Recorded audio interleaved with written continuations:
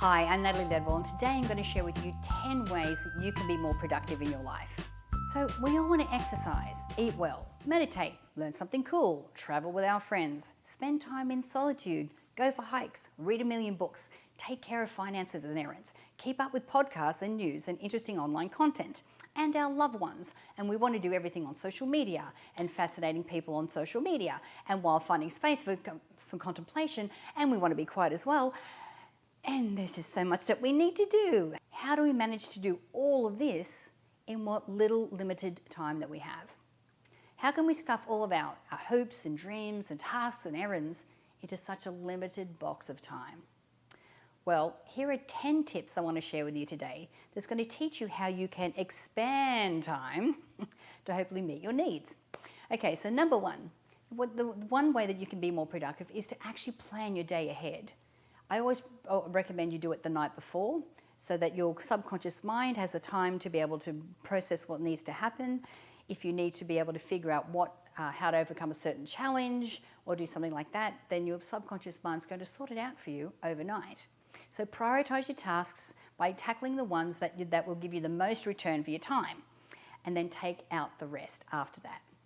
So you'll get fewer tasks done, but you'll be way more efficient.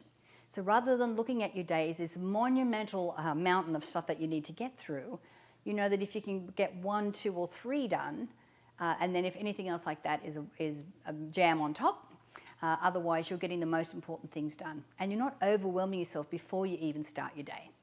Okay, number 2 is to create a to-do list. Ooh, see, I'm a to-do list kind of girl. And I'm even one of those people, and maybe this has been you, where I've actually done a task that wasn't on my list, but I wrote it down so I could get the pleasure of ticking it off. So make sure that your list is as clear as you can, and put it where you can see it at all times. It's really important that it's handy for you. And most important, make it short. Don't have this long list of stuff that needs to be done, because again, you put yourself into overwhelm. Longer lists just make you busy, not necessarily productive. So make sure that you have what's most important on there, and anything else can be jammed. So number 3 is to do the hardest task first. Now, this is my philosophy. If you can get the hardest task, or the one that you want to do the least, out of the way first, then everything else becomes easier and a breeze after that. Your creativity and your motivation are at its peak, and it's mainly during the morning. So take advantage of that by doing the hardest task first on your list. Now, as your energy wears off, you can move on to the easier tasks, and you know that you'll be able to get them done. Also, by doing this, you'll be less likely to procrastinate and more likely to build momentum, and you'll have a stronger sense of accomplishment for the remainder of the day. Now, as Mark Twain famously said, eat a live frog first in the morning, and nothing worse will happen to you for the rest of the day. Ew, I don't know about eating a live frog, but anyway, good on you, Mark Twain. So number 4 is to create a daily ritual. Famous and successful people like Oprah, Thomas Edison, everyone that I've ever interviewed on the Inspiration Show, people like Bob Proctor, Jack Canfield, Lisa Nichols, John Gray, Mike Dooley, they all set up a time to wake up, start working and work out, and when to relax. They have a daily routine or a ritual, especially in the mornings. Peak productivity isn't about luck, it's about a habit and a commitment, and getting yourself into the service of that. So if you start your day off right with a good foundation, for me, it's meditation, it's exercise, it's having a little bit of a mindful time in the mornings. I want to make sure that when I'm exercising, I'm listening to some kind of positive book, or a teleseminar or something. So I've always got something going, but this is my morning foundation. It sets me up for the rest of the day. So what are you going to do in your morning daily routine? So number 5, simplify your decision making. So you want to try and come up with as many techniques as you can to simplify your decision making process. Like Mark Zuckerberg wears the same shirt every day, and so did Steve Jobs. So this is one decision that they didn't have to make. I don't know whether I'm suggesting that you do that because you may want to wear different things, but you can see this as one of these things you can take out of your life and you can automate it. Another example for me is what I like to do is at the beginning, like on a Sunday, I do a big cook up for the week. So I don't have to think about what I'm going to have for dinner or what my meals are going to be, because I already have the food prepared. I've already made the decision in the beginning of the week, and now it's easy just for me to grab and go. So after you do this, you can enjoy more time and abundant energy to focus on the things that matter to you most, and you can be more productive that way. Number 6, and this is a cool one, is take advantage of off-peak hours. So do you have the habit of buying groceries on Sunday afternoon when the store is the busiest? You know, do you hit the gym at 5 p.m. when everybody else does? There are so many things that you can do at off-peak times that will make it more efficient for you. You don't have to wait around, you don't have to wait in line, you get to do what you want, and you get to do it pretty free and easy. So try and look at all the different things that you can look at doing it at off-peak times, and normally this is cheaper too. Okay, so number 7 is to maintain a fit body, mind, and spirit. So make sure that you keep your mind sharp by stimulating it and tapping into your creativity. Fulfill your spirit by doing things that you absolutely love, that open your heart, and keep your body healthy by working out consistently. Don't forget to get enough water and sleep as well. So when you take the time to take care of this, it will reflect on your productivity levels and everything that shows up for you the next day. When you're fit and healthy, and you're doing your meditations and you're doing your exercises and everything is in alignment, you find yourself in flow and everything seems to be so much easier. Okay, number 8 is to declutter your space. This is a big one for me because I work from home and I can't even have dishes in the sink, because if I'm working in one space and I know that the dishes are sitting there dirty in the sink, I just can't think. So for me, everything has to be clear.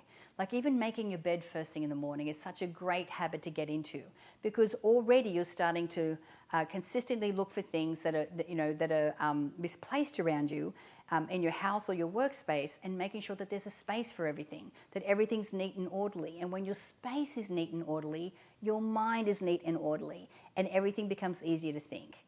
So does your office or home cause you more stress than peace? So really, what I'm trying to tell you is that you only need to spend 10 minutes each day just decluttering one area of your home or office if it's kind of got out of control, and you'll be less likely to be distracted and stressed. So try and see for yourself and let me know how it pays off, okay? All right, so number 9 is to treat time like money. Oh, I like this one, because if time is money, which for most of us we agree that it is, it's important to say no to and decline some opportunities. Your main goal should be to take on only the things that you know you have time for and that you truly care about and that are moving you towards your goal. Now, this also applies to things that you do in the house that maybe you could outsource to someone else. You know, have someone come in and do the cleaning. I know that I have my cleaning lady comes in for 2.5 hours. She does in 2.5 hours what would take me a whole day to do. That's not a good use of my time. You know, I want to make sure that everything that I've got going on, having an assistant, having, the help that I need around me, and outsourcing what I can, so that what I'm truly focused on is what's serving our community and what's really being most productive. Now, number 10, and while all of these options are great, the truth is that true mastery of time comes from a mindset shift. The problem isn't that we have too little time. I mean, we all get the same amount of time each day and each week. It's the exact right amount of time, because it's all there is. So we want more and more, and we're not satisfied with what we're actually able to do in the time that we have. We want more, and then what we have is never enough. It's this lack of mentality, this constant observation of lack and being satisfied that there is a real problem. We need to reject our experience and of wanting more, and feel that whatever we have is what we need. It's all about, you've heard the term, happiness is a journey, not a destination. It's being grateful and appreciating every single moment that we have on its own merits. It's like Eckhart Tolle is the power of now. So if you're doing that, then what you're doing is not stressing about what happened in the past. You're not freaking about what could possibly happen in the future. You're staying in this present moment, and what that means is that you're using it most productively. So retrain your mind by using a little thought pattern. I have a little mantra that I repeat over and over. which for me really helps in those moments where I feel like I don't have enough time. So first of all, I stop saying, I don't have time for that. I don't have enough time. I stop saying that, because the more that I say it, the more that perpetuates that being my reality.